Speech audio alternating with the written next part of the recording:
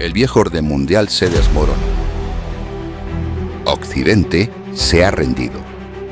La política ya no está en los parlamentos y la única ley que vuelve a imponerse es la de la violencia.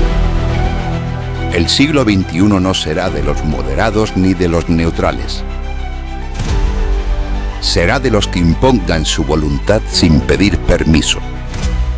Solo quienes comprendan esta verdad histórica absoluta podrán forjar el mundo que viene con el sacrificio y el coraje de los mejores, con la disciplina y la conciencia de los descendientes de Homero.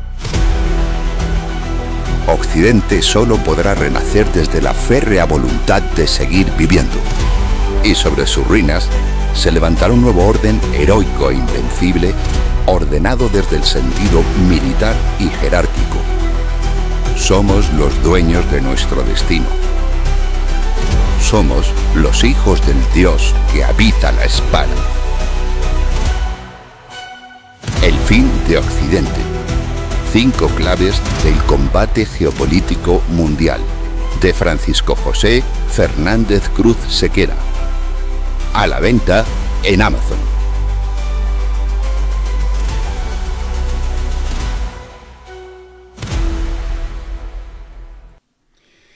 Desde el inicio de la guerra en Ucrania en febrero de 2022, el Estado ruso ha buscado consolidar una red de alianzas estructuradas fuera del sistema occidental, capaz de garantizar respaldo diplomático, cooperación técnica, cobertura logística y apoyo internacional frente a las sanciones impulsadas desde Washington y Bruselas. Este esfuerzo de reorganización estratégica ha encontrado en Asia Oriental un eje funcional, en el que Corea del Norte ha asumido un papel cada vez más activo tanto en el plano simbólico como en el plano material, como parte de un bloque que comparte diagnósticos, intereses y estructuras de resistencia frente a la arquitectura de poder centrada en el eje atlántico.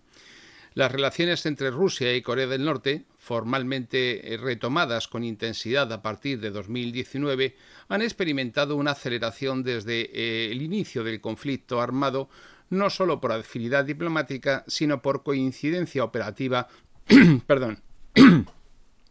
frente a un sistema de amenazas común. Las sucesivas rondas de sanciones impuestas por Estados Unidos contra ambos países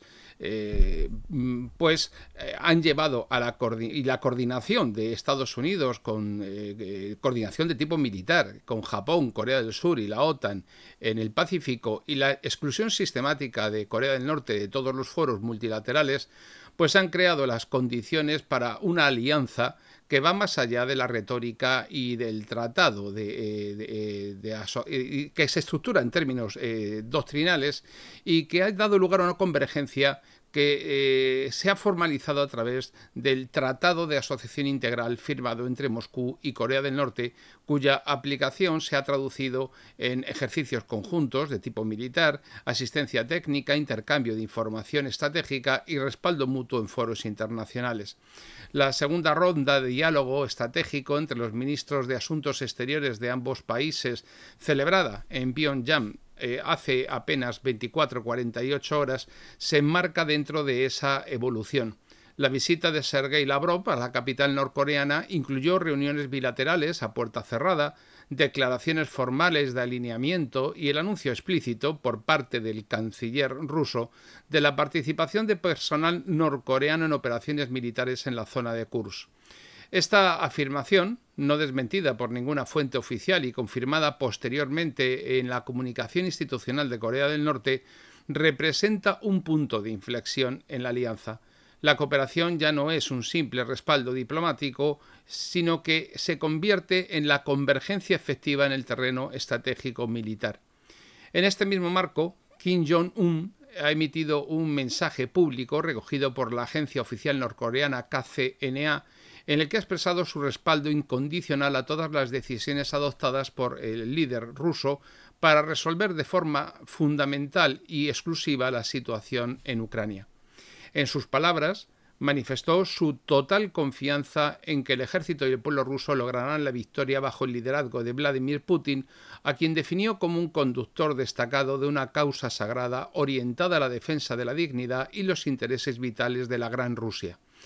Este mensaje no se ha articulado como una simple cortesía diplomática, es más una declaración programática alineada con el contenido del tratado interestatal en vigor entre ambos países. Kim subrayó además que en la República Popular Democrática de Corea y la Federación de Rusia actuarán de forma coordinada para proteger de manera constante los intereses esenciales de ambas partes, promover la extensión de sus relaciones bilaterales y reforzar los mecanismos de cooperación frente a cualquier modificación del entorno internacional. Este planteamiento excluye expresamente toda influencia externa en la toma de decisiones compartidas y sitúa a la alianza en un plano de estabilidad estructural no subordinado a los movimientos tácticos del orden global. Corea del Norte formula de esta manera una lógica de resistencia geopolítica anclada en la soberanía, en la no injerencia y en la asociación funcional con un actor central como es Rusia. La referencia a la causa rusa, calificándola como sagrada, introduce un elemento doctrinal que estructura la declaración del líder norcoreano mucho más allá del lenguaje político, porque no se limita a emitir un respaldo formal. Utilizó categorías que implican legitimidad, necesidad histórica, fundamento estratégico, al calificar un conflicto como causa de defensa de la dignidad nacional.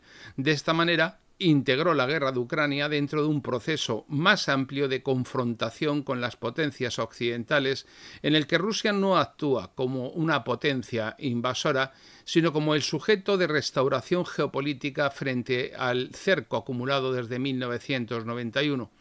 Ese tipo de formulación, emitida por el jefe del Estado norcoreano, constituye, mucho más allá de una improvisación retórica, una interpretación sistemática del conflicto desde una lectura estructural del poder mundial. La visita de Lavrov y las declaraciones de Kim se producen en un momento en el que el eje euroasiático avanza en su proceso de consolidación estratégica. El reforzamiento de los lazos entre Moscú, Pekín, Teherán y Pyongyang responde a una dinámica sostenida de convergencia frente al sistema de normas, alianzas y sanciones diseñado por los Estados Unidos, y cada una de estas potencias ha sido excluida de forma sistemática de los principales organismos decisorios del orden internacional, sufriendo presión económica directa y siendo objeto de campañas de aislamiento diplomático. De esta manera, la alianza entre Corea del Norte y Rusia se presenta, fuera de ser un hecho aislado, como una pieza central de una arquitectura de poder alternativa al occidental. La afirmación de que el ejército y el pueblo de Rusia lograrán la victoria bajo la dirección de Putin tenemos que verlo más allá de un reconocimiento implícito de la legitimidad del poder presidencial ruso y tenemos que entenderlo como un factor de cohesión estratégica. Kim hizo referencia al liderazgo personal de Putin como base del esfuerzo militar nacional y este tipo de declaraciones refuerza la dimensión centralizada de la conducción política del conflicto en Moscú y se alinea con la propia estructura del Estado norcoreano, que también organiza su doctrina sobre la base del mando unificado como condición de soberanía real. La confianza mutua se articula en este plano donde la personalización del poder es sencillamente el mismo principio operativo fundacional de toda la arquitectura de la resistencia. La referencia directa a la participación norcoreana en operaciones en Kursk añade una dimensión a la alianza completamente novedosa. Lavrov afirmó que dicha participación confirmaba la hermandad inquebrantable entre ambos países y esta expresión fue acogida y replicada por Kim en su mensaje posterior como una reafirmación del vínculo estructural entre ambos países. La mención a Kursk, ciudad sitiada en una región clave para la defensa en profundidad del eje central ruso durante el pasado año, sugiere que la contribución norcoreana no se limitó a tareas de observación como algunos decían, sino que, aunque no se han publicado cifras ni estructuras de mando, el reconocimiento formal por ambas cancillerías confirma no solamente ya la existencia de la presencia norcoreana, sino también las implicaciones operativas directas que ha tenido. La declaración también incluyó una precisión estratégica. Corea del Norte y Rusia avanzarán en la construcción de un futuro compartido definido por beneficios mutuos y continuidad de intereses, una fórmula que aparece con frecuencia en los comunicados conjuntos emitidos por Pyongyang y Moscú desde 2023, pero que en este caso fue añadida. La combinación de respaldo doctrinal, participación táctica y proyección futura define un modelo de alianza que no depende de tratados multilaterales ni de condiciones internacionales, sino de una decisión autónoma de cooperación entre dos estructuras de poder soberanas.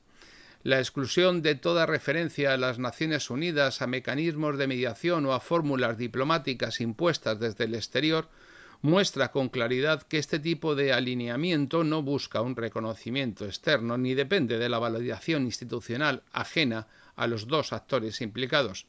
Corea del Norte reconoce a Rusia como potencia legítima en guerra, acepta el marco de decisiones de esta nación, colabora en su ejecución y proyecta la alianza como parte de una arquitectura alternativa al orden occidental.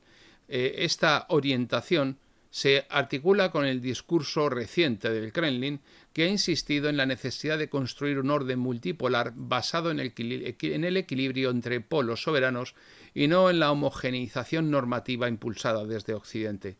Las consecuencias prácticas de este alineamiento significa y conducen a la reactivación mediante mecanismos de compensación del comercio bilateral que no son de carácter monetario en ese intercambio comercial que es favorable para ambas naciones sancionadas, y el intercambio técnico también en materia de defensa, que ha sido ampliado según fuentes abiertas, y las conexiones logísticas en el extremo oriental de Rusia, que permiten una coordinación táctica más fluida.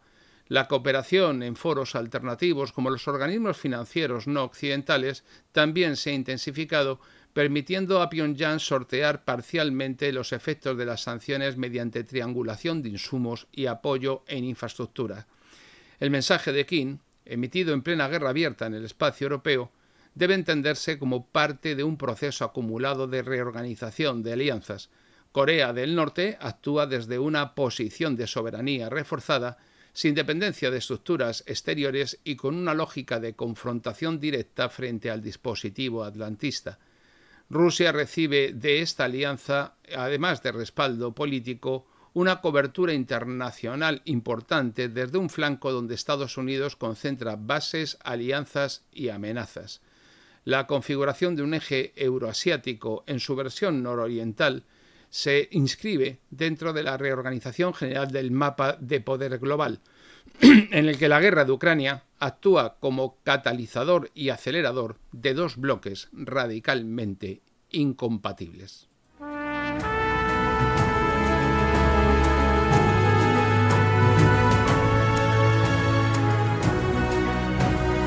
Los amantes del fin del mundo y los amantes del apocalipsis.